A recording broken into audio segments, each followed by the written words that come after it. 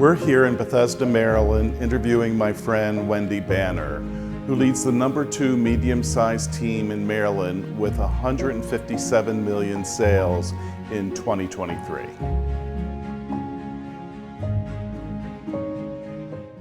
Hey, Wendy.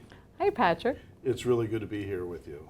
Thanks for coming and hanging out in D.C. It was fun. Rob and I drove down yesterday, and we're staying at Wendy's house, and she threw a paella party with a bunch of our realtor friends down here. It was a lot of fun. Good. Well, everybody wanted to see you. You and Bob have a great condo right in Yeah. Bethesda.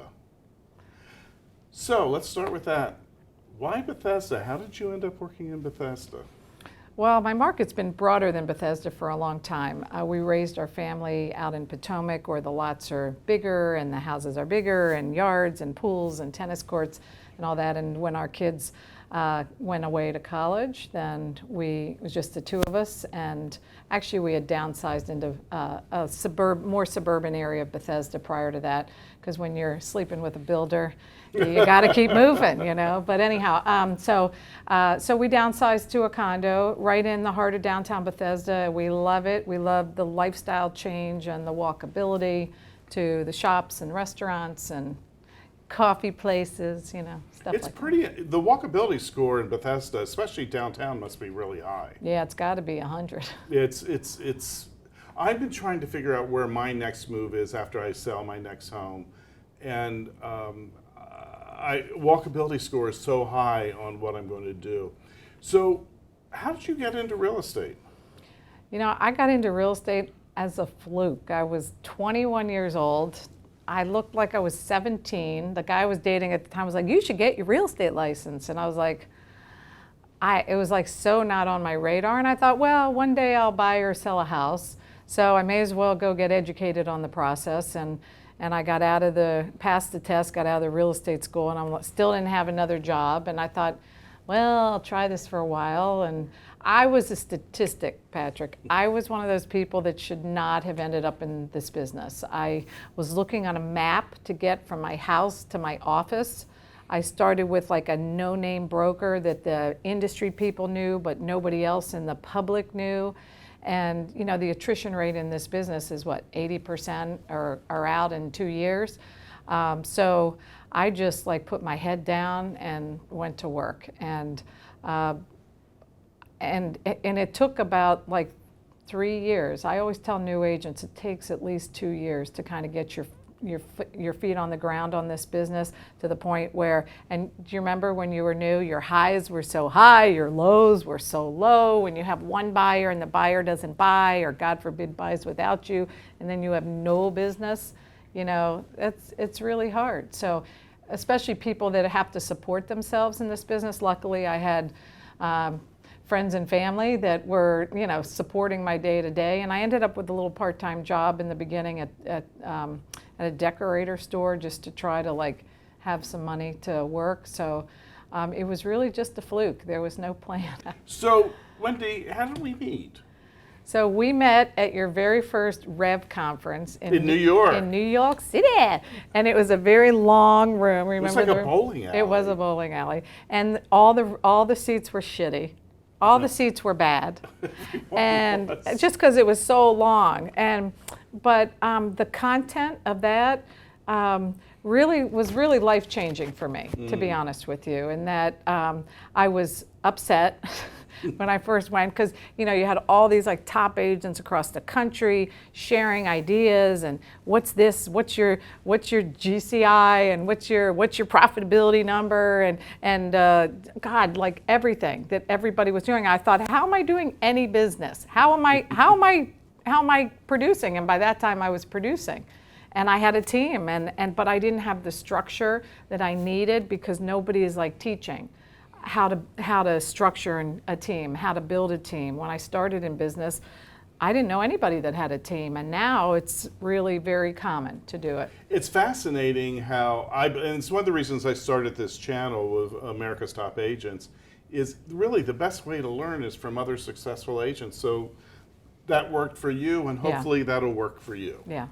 Well, it only took like a year or two for me to like like not be physically ill at your conferences because of all the things I was not doing that I went back and did. And my admin at the office I'd come home from your conference and people were like, oh God, here she's got a million ideas.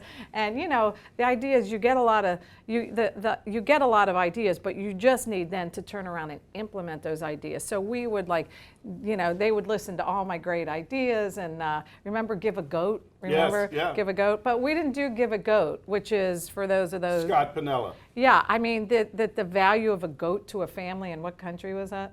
It was Uganda. Uganda.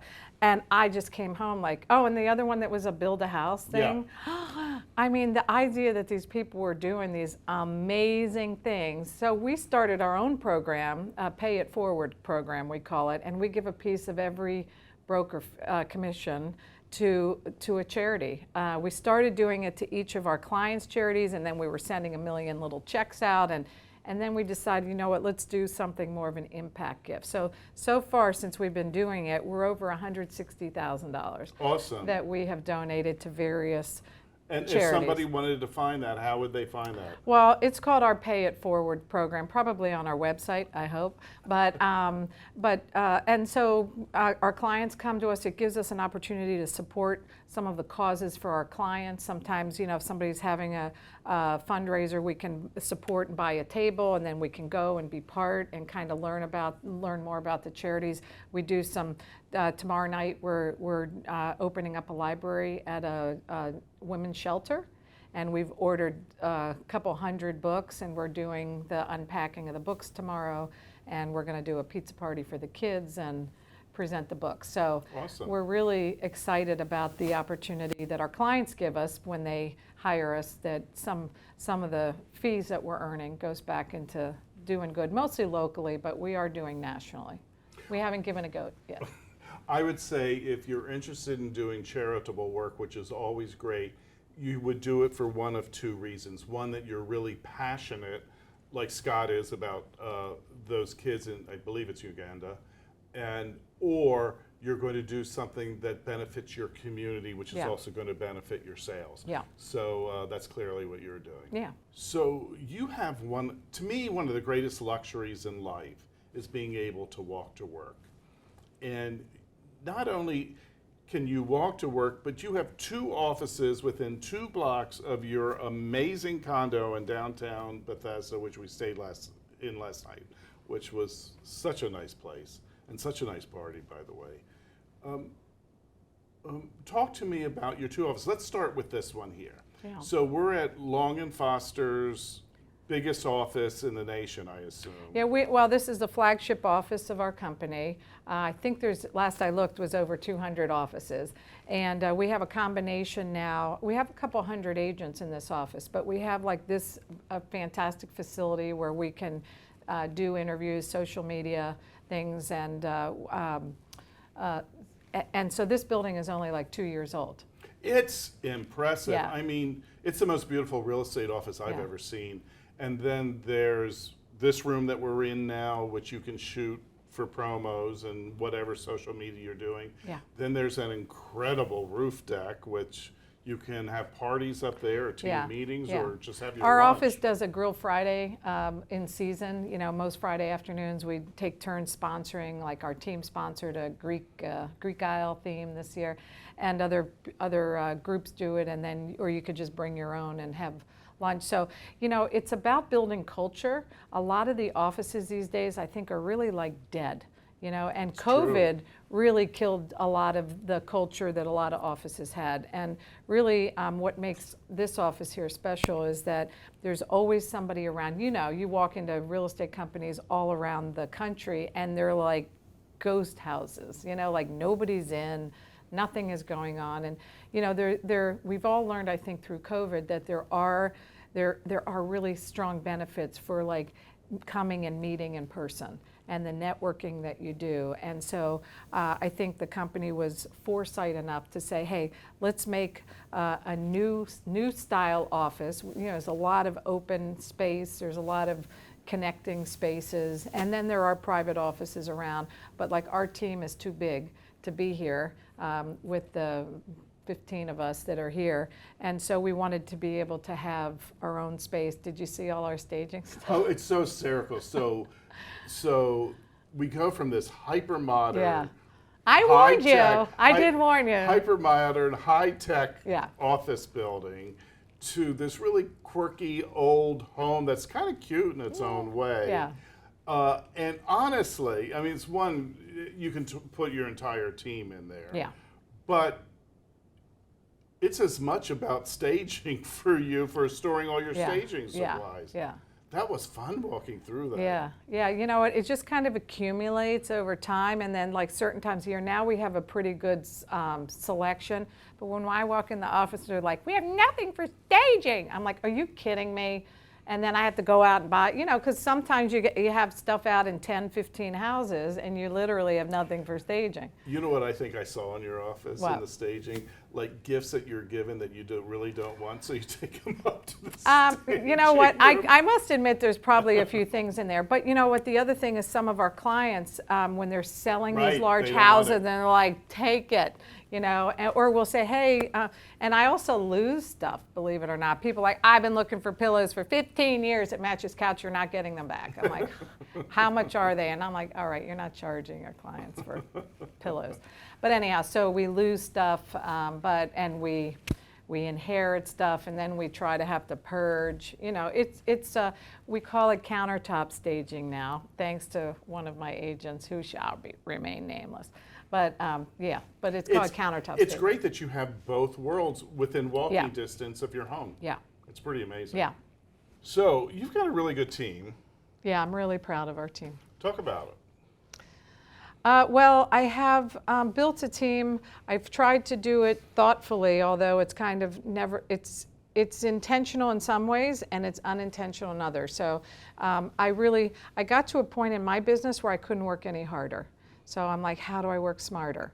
And that involved getting some people to help, getting to some people to help with some of the outskirt areas. I'm sure, like as you get older in this business, like hasn't your geographical area gotten smaller and smaller really where you want to work? No. They haven't? Just the opposite. Oh, for me. really? Yeah. Okay. Well, for me, I would go literally within probably a 100-mile radius. I'm licensed Maryland, D.C., Virginia. I would go anywhere where somebody had a heartbeat that wanted to buy a house. Or sell a house, but that's harder. And as I've gotten more seasoned in the business, I have decided okay, I can't be an expert on all these markets, right? So I have some agents that are more up county than where I am in right outside the city limit. And I've got a couple agents that are living in the city, one living in Northern Virginia. And then I really like having a breadth of age in the office, so that I've got some young guns who are hopefully our future, that because we might want to talk about how do you age out of this business, because I'm actively trying to figure that out, how to maintain a business but get at kind of pull out a little bit of the day-to-day. But you're starting to do that. Work. Yeah, no, I've been starting to do that for over 5 years. I mean, one of the things you do is you have a home down in Jupiter. Yeah. And Florida. And by the way, did it get hit at all? No, right we were good. Thank God. Yeah. Blessings out to Heidi, who lost her home. You've sort of figured out how you can be there for the most part for what, 4 or 5 months Yeah. of the year and still run an effective business. So Yeah. that's the first steps, don't you think, towards transitioning into, instead of working on the business, working in the business. So working in the business, on the business. You know what I mean? The first time I actually heard about it was at one of your conferences, and some of these KW people have these offices in different cities. I'm like, how are they doing that? And then there was a local agent here who moved to Hawaii, literally, and running a whole team here. So I'm like, okay, I know it can be done. How can it be done well? and how do I still be able to motivate the agents? And so I'm just calling it like a remote work, which is really what it is. And it's really interesting because I actually can get better at some parts of the job Right. than when I'm physically here. So when I'm physically here, I'm running on appointments, a lot of like future business. I don't always have time to do what I need to do for each individual listing because I'm working other business and future business. So when I'm out of town, it gives me the phone time that I don't always have except in the car in between appointments. Do you know what I mean? And phone time is one of the most important Yeah. things you can ever do in Yeah. real estate. I'm learning that from every single person I've talked to on this YouTube series, that those that pick up the phone are more successful than those who do not. And we were just Yeah. talking about that with Yeah. One of your team members earlier today. Yeah, so it gives me time to make the phone calls to the clients and really stay up to date. It gives me the computer time to really like be studying the market, watching and seeing the trends, what's moving. It gives me time to network with other agents, trying to figure out, because a lot of times on the follow-up calls you just find out, no, they don't like this house, but you really, if you have time to delve into, well, what are your people really looking for? And it's like, oh, they need to be over here. I've got another one coming and this is the one they should see.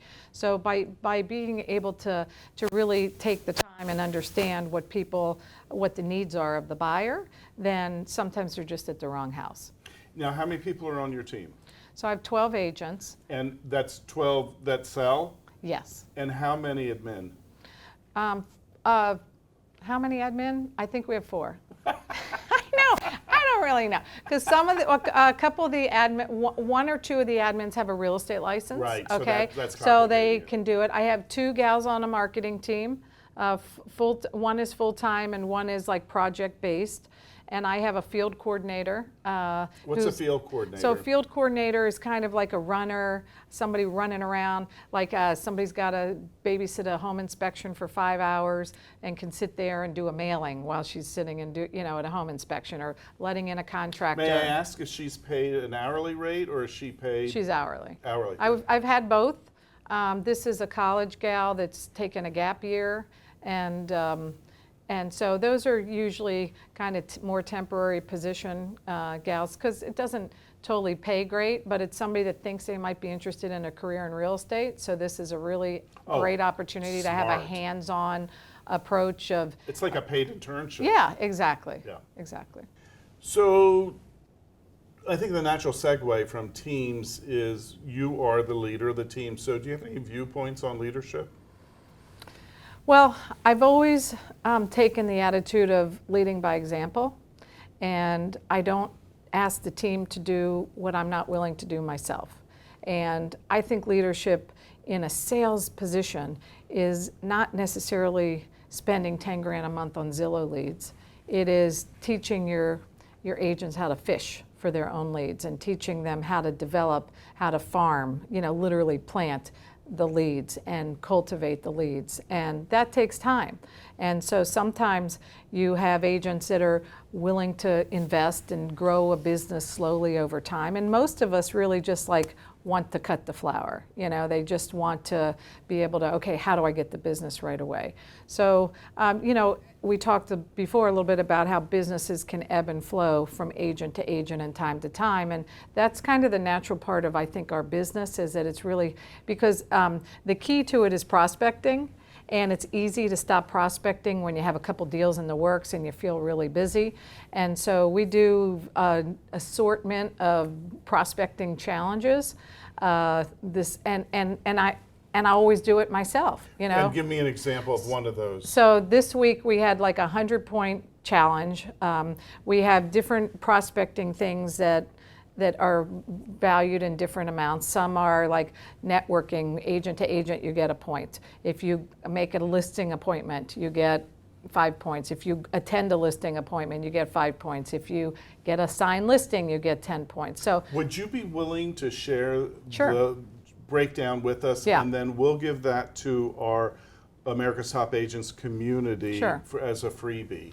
Yeah, we do it on an app called Tally. It's like $35 a year. It's pretty cheap, and you can set, one ding, and it gives you the 5 points or 10 points. And then I try to mix it up. This past week, I gave like double points for listing activities because we want to build listings right now. We're a little low this time of year on listings, so I want to double those activities. And when somebody wins the challenge, do they get something? So sometimes it's just pride.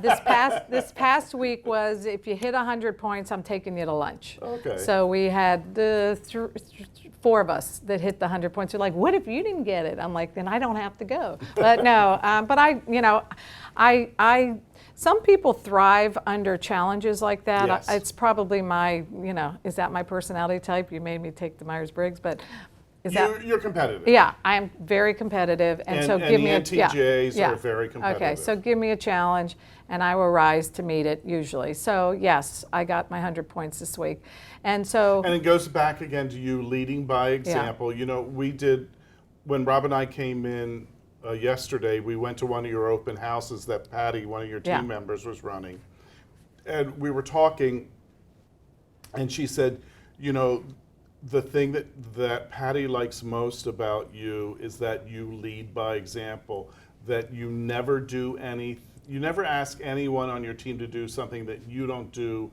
on a weekly basis. And that was, so your message is clearly getting across to the team. That's from good to know. leadership. Yeah, that is good to know. And it was nice just to see how you run your open houses and what sort of collateral you give out and that sort of thing. You're big on open houses, aren't you? Well, I think opens are a tool in the toolbox, and they're not for every seller, and they're not for every price point. So I think when you get in the luxury, although we had one over $5 million, and we ran a couple of open houses. It was a vacant house, so it was kind of easy. It's easier then. Easier, but there's a time and a place. It's like the sign. The sign is a tool in the toolbox, and the lockbox is a tool. So we try to do what we know is effective, and we've had plenty of other agents clients show up at our open houses. I mean, not every agent can be with every client every weekend, and I've absolutely been the benefit on the receiving end of my own people calling, say, Wendy, we found this house on Burbank Drive, and I'm like, yeah, and we want to buy it. I'm like, it was open today. I'm like, well, that's not where you told me you wanted to live, and that's definitely not what you told me you wanted to spend. I mean, this literally happened to me. And I said, I know, I love it. I know I told you, but I love it, and I want to buy it. So, and they did. And then they sold it a couple years later because it was not really what they needed, but at the time it was what they wanted. So I'm just saying, and I've been the recipient at my own open houses where people were riding by on the way to the pool, and the kid thought it was a fun driveway to ride his bike down, and they came into the open house, and 2 months later the wife was sitting at the settlement table like, I can't even believe that we're buying this house. We had no intention of buying a house. So sometimes it happens. Patty said something yesterday that I also found very interesting. I said, so who's coming by to the open house? She says, it's mostly neighborhood people. And I said, oh, not a lot of buyers. And she goes, no, we love it when neighborhood people. It was a really different way to look at the open house. She says, those are the people that could talk up this property to their friends and talk about their school systems. And they can push it. I'm sure they're looking at it for themselves to see what the value of their home is.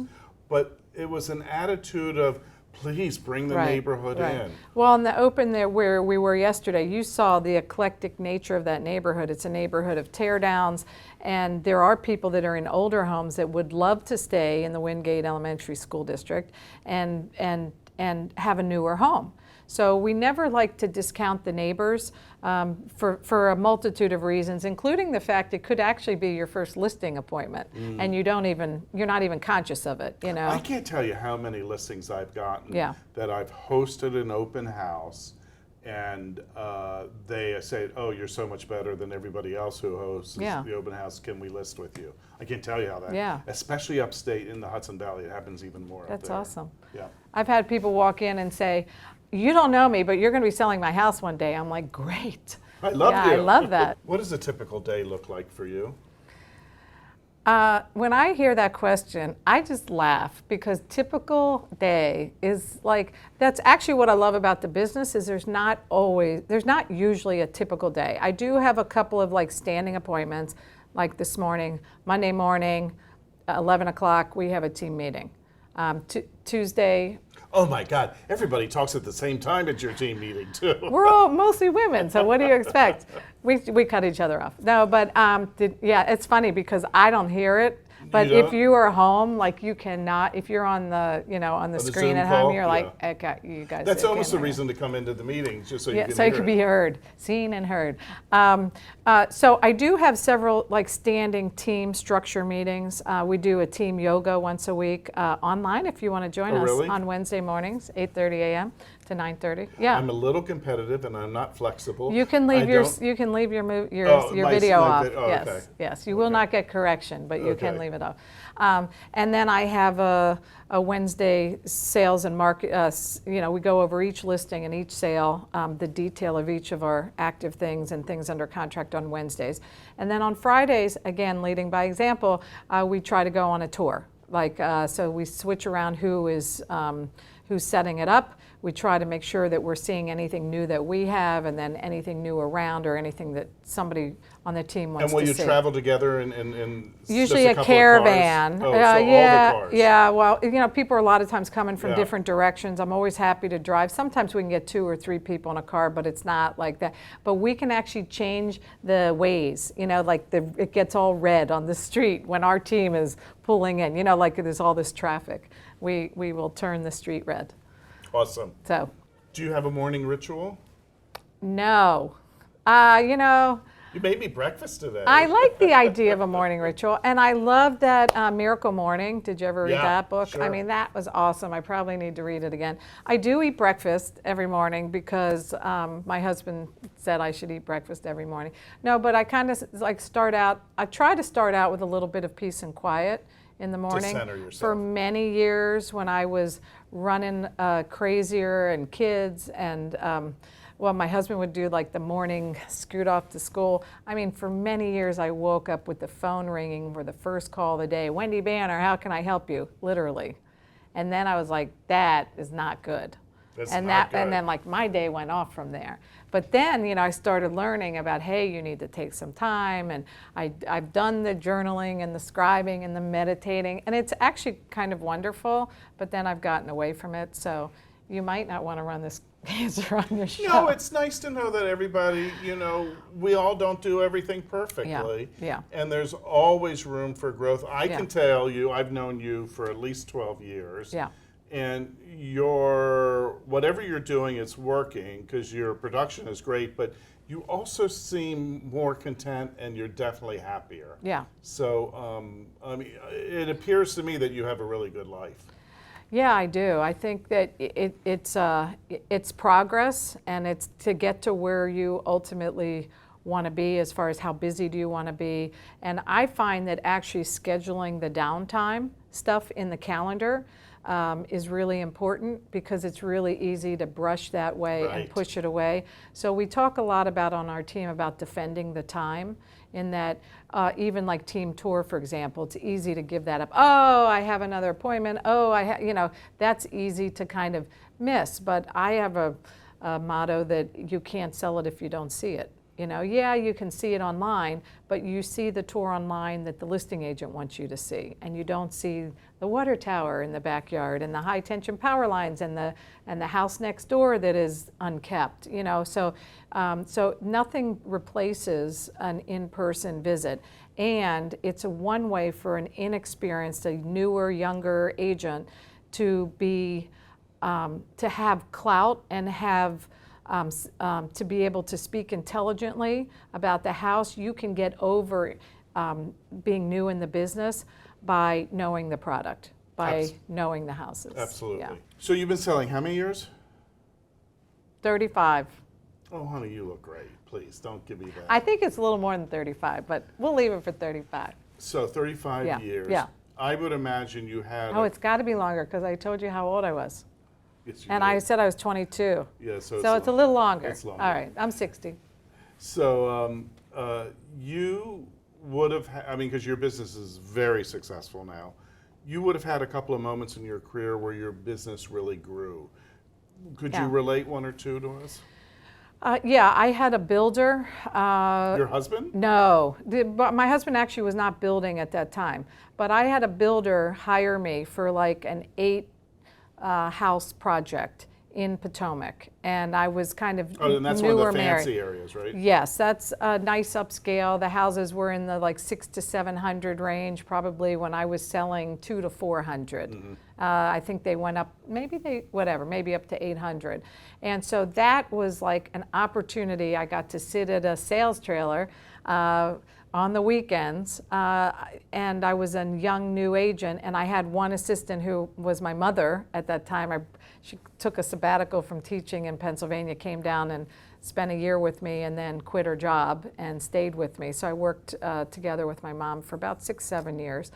And so she would help me out on the weekends, and I was able to meet so many people in the market. And I met the agents that were like, who's that girl? Into like establishing myself in that market. How do you think you landed that job?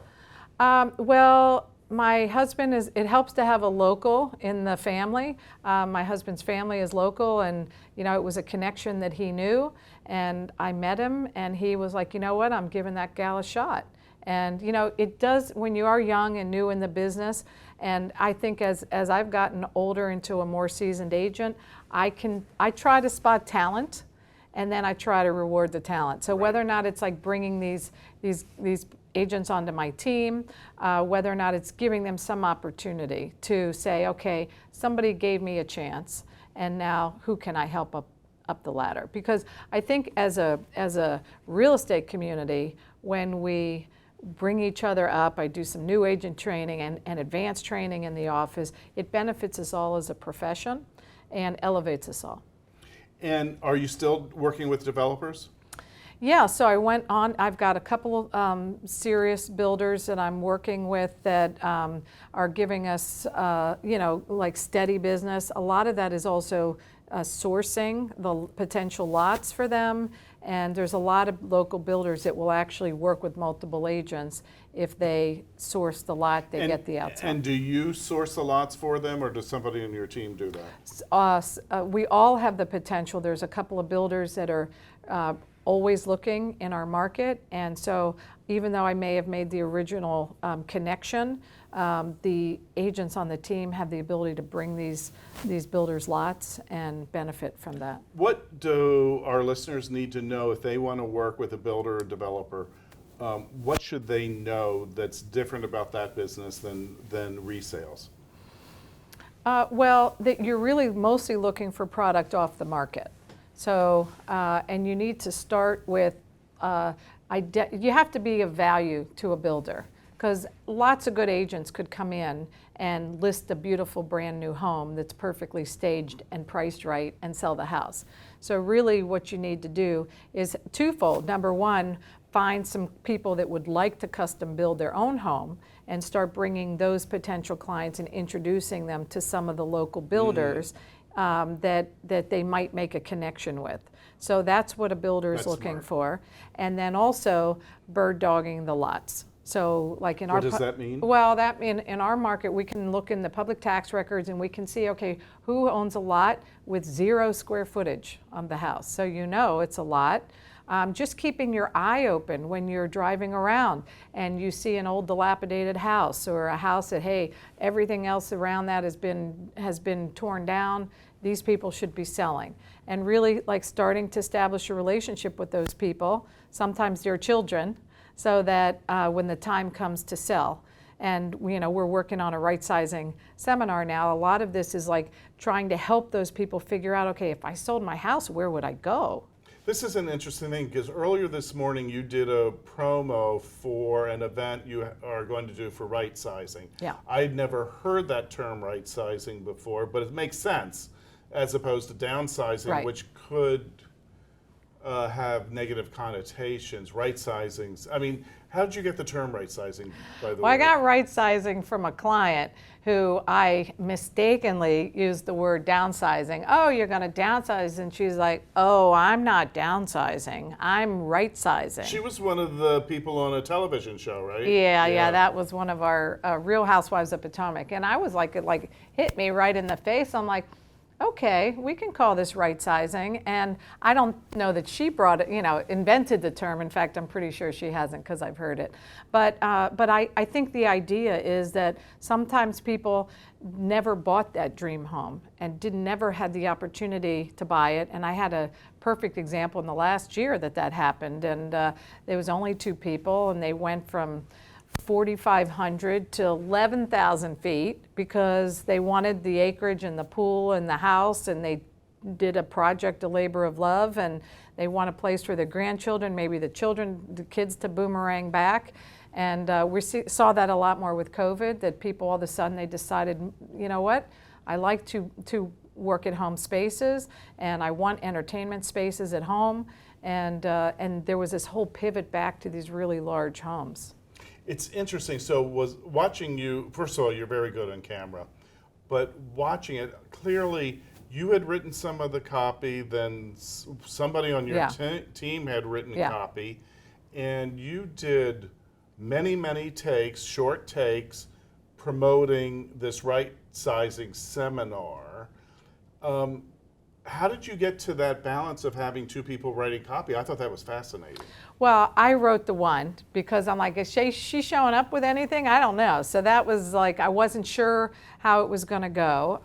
And so this is the first time we've done this right sizing, downsizing style event. So we're really excited. Hopefully it'll go well. And so so we're kind of like feeling our way through, kind of like you did with the first Rev conference, right? Like you kind of have an idea of what you want to do. And so I wrote one where I'm like, and then and then on the walking over here, I'm like, wow, she's got all this good stuff. And so I like the idea of having multiple things to say, different points, and then we can chop that up into little bits so that you can use it. Yeah. I'm assuming that these videos are all going on social media. And which type of social media will you be using for them? Well, I don't leave, that decision is not up to me. But Facebook is for, probably more of the audience we're trying to get to. TikTok is probably not where we're going to go for that type of a right sizing seminar. Not to say that we're mailing a lot of pieces. We're mailing to everybody's farms, people that have been in their home, I think 15 years or more. And then we're putting them out at our open houses. That from the MLS? We can see that from the public tax records. Public tax records. Yeah. Cool. And it's also tricky because a lot of people have been in their homes a long time, but they've put their homes in trusts in the last 15 years or less. So we've done a lot of like drilling down to say, okay, the title changed 10 years ago, but you've really been in your house 25. And usually those are, when I do the postcard mailings for just listed and just sold, I'm actually not mailing specifically to those people because the statistical odds of those people being my next client is very low. So who are you targeting? So I'm looking for people that have been in their houses, usually 5 to 10 years. That's fascinating. Yeah. That's a good idea. And I would assume that that's a demographic that probably has children. Which one? The 5 to 10 year? Yeah, a lot of times. And it really depends on what's my house, what's my product. And the NAR has a stat that says people will typically spend 15% more when they move up. They're not going like doubling the house price. So I'm looking for people that have been in their house 5 to 10 years, because that's the stat, and then are like 15% lower than the particular house I have that we're mailing for.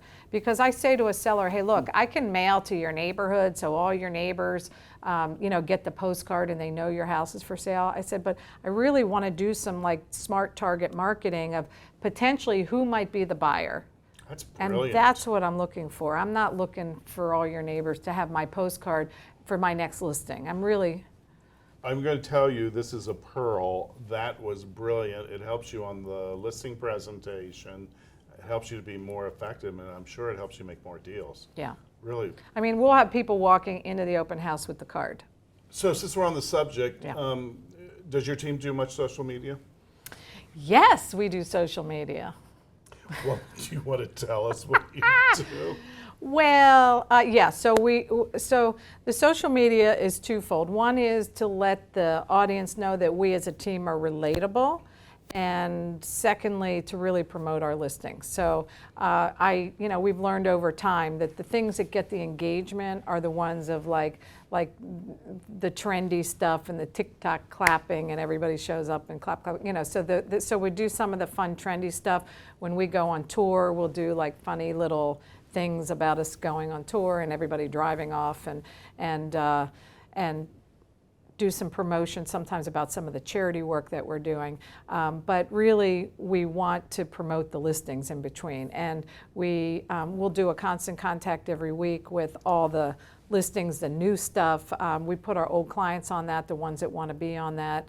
And then we do a lot of client events. So the social media is how we stay relevant. Bringing in a full-time social media gal was really, I had a lot of people saying, Wendy, you guys have really upped your game. So that's been really great, but not everybody has the ability to do that. So I would say— But you can hire somebody part-time, you can hire a college kid Yeah. at a reduced rate to do that? Even a high school intern that's Right. interested in getting into that business.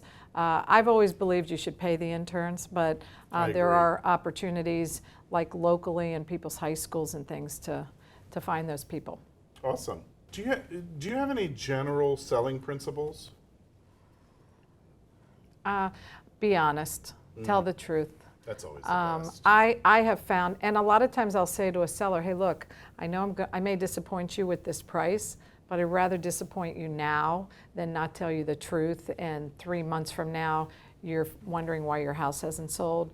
So I always really just try to help do what is best for the client. And even like calling somebody after an open house and following up. Sometimes agents are like scared to do it, or they don't want to bother people. And we've all hung up on telemarketers, and we really don't want to be a pest.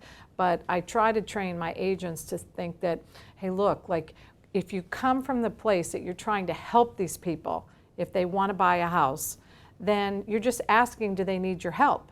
And if they don't need your help, great, go find somebody else that wants your help. So like making that follow-up call, hey, Patrick, I met you at Walton Road yesterday. You came through and you had the little girl with the Hello Kitty sweatshirt, right? Yeah. Well, I'm just following up to see if you had any further questions about the house, or maybe you'd like to take another look at it. Is that something of interest? And I end up getting people that will thank me for calling them to follow up. Because nobody else does. Well, a lot of people will call, but a call like, hey, can I sell you a house? Maybe not quite that direct, but not like, hey, what can I do to help you? But hey, what can you do for me? Right. So we talk a lot about to the agents of coming from really, and you have to come from that place in your core, because if you don't, people have like BS meters. Yeah, and they have radar. Yeah. They have bullshit radar. Right. Yeah. Oh, I was nicer. I didn't say the word. Well, I'm from New York, so I don't have to be. I usually swear like a sailor. I know. I heard it at I dinner know. last night. I know. That's why well, there's no alcohol involved here, so I should be okay. That's why I like to wear a dress on interviews, so that I don't swear. How do you generate leads? So that the challenge, the prospecting challenge is good. Believe it or not, I have like a whiteboard, the old-fashioned whiteboard, because one of the agents on my team said she got it. I'm like, this is magic, because like we all have our, look, the answer is whatever works for you is the right way. I've gone through the Buffini referral maker. I've done it on an Excel spreadsheet. I'm like a visual person. I like to be able to see what, like in my fingertips, I've got all these files. If you looked in my office, I hope you didn't. We did. I hope you didn't tape it, but that's actually very neat. I mean, my office is usually a scattered mess, and it's not as bad because we stopped printing everything out. We saved a few hundred trees, I'm sure. But so I like the whiteboard where I just have buyers, listings in the works. But I guess what I'm really referring to is, like I don't think that you're going after Zillow leads, or are you? I'm not paying for Zillow leads. I think That's I what I might pay thought. for the absolute base things so they don't wipe my referrals. Whenever I say I hate Zillow, I seem to lose all my referrals online. So, but what are the sources for Yeah, your leads? yeah. So, like, I would imagine one is your circle of influence Yeah. and past spheres. Yeah. So, So circle of influence, there's been a lot of studies recently saying that it's much more expensive to buy a new client than it is to work from within that you have. So Yeah. I've probably learned at one of your places, one of your seminars to whittle it down. And so I have like a top 50 raving fans. Some people will have a top 25. And those are the people that we're sending quarterly client gifts to, and we're making sure that we just gave out pumpkin carving sets and pumpkins, and if they don't have little kids, we're giving like a bottle of booze saying you've been boozed for Halloween. So we're working on trying to stay top of mind to the people that are giving business. So it's not just the sphere of influence, because over 30 some years that is really long and wide. Yeah. But really is like, who are your raving fans? And it could be your mother, and it could be your grandmother, but those are people that are talking. I mean, I've like... yeah, I would say as soon as somebody refers you at least once, Yeah. if not twice, Yeah. put Yeah. them in the raving Yeah. fans group. Yeah, and then really life is a prospect. I mean, like, it's very hard for me to separate where my downtime and on time ends. So like I can pick up clients by doing the things that I love, and that is book club. I'm in 2 book clubs. I love to read. I love the stimulation of like discussing different books, and I slowly have picked off lots of ladies in my book club as business, for business. And it's not like I'm going in for that, but I'm showing up regularly. Have the book read. I'm trying to add to a conversation, and and by doing something like that you love, you end up building relationships with people that have similar interests. Even golf. I could be on the golf course. I could be playing canasta with my mother-in-law, and like slowly, just life is a prospect, I guess, is what I'm trying to say. Yeah, I would say when you add passion to community activities, Yeah. you're going to make sales. Yeah. And then kind of like... And you do direct mail, I would imagine. Yeah, so I have a farm. I did something I got myself in the farm because I would farm, mail stuff. And then I'm like, okay, I identified a need in the community where I was living, so it was helpful, but we didn't have a neighborhood swim and tennis club in Avenel and Potomac where I raised my family and kind of wanted to establish myself as an agent in there. And we didn't have a community swim and tennis club, and I went to the developer. At that point my husband was building, and I said, what do we need to do to get a pool in this neighborhood? And he's like, do you want to do it? You can do it. I'm like, I will do it. And it took 3 years and a group of volunteers and about 100 people to put up $1,000 without knowing if they were ever going to get their money back or a pool or anything. And we got the pool built for the community. And it's been open in 2000, so a lot of people now don't even remember that I was the one that really was the impetus to get the swim and tennis club. But it was somewhat selfish because I wanted a place for our kids to be able to go and swim in the neighborhood. But we were losing buyers to people say, hey, Wendy, we love Avenel, but River Falls has a swim and tennis club and you don't, the neighboring community. I would say a lot of really good throughout humankind is often done for selfish reasons, and that there's this concept in spirituality of sacred selfishness. So yeah. I think that's wonderful. It's kind of like dual purpose. You know what I mean? I got a benefit from all the effort that I was going to put in, and I really didn't understand what I was getting myself into at the time. And that's like a big project. But other agents, there's other things you could do. You could build a neighborhood directory of babysitters and dog walkers and favorite electricians and handymen and things like that, and a kid directory. I mean, you have to be careful. You know, some people don't want to do that. It depends where in the world you live. But you find a benefit or find a need or something that you can do for the community. One of our neighbors, one of our agents, they have a neighborhood block party, and once a month they go around to people's different front yards, and she just hosted her first neighborhood block party. So maybe you start something like that. And those are the things that start to build a community and then make you part of the community. What's your proudest moment in your career?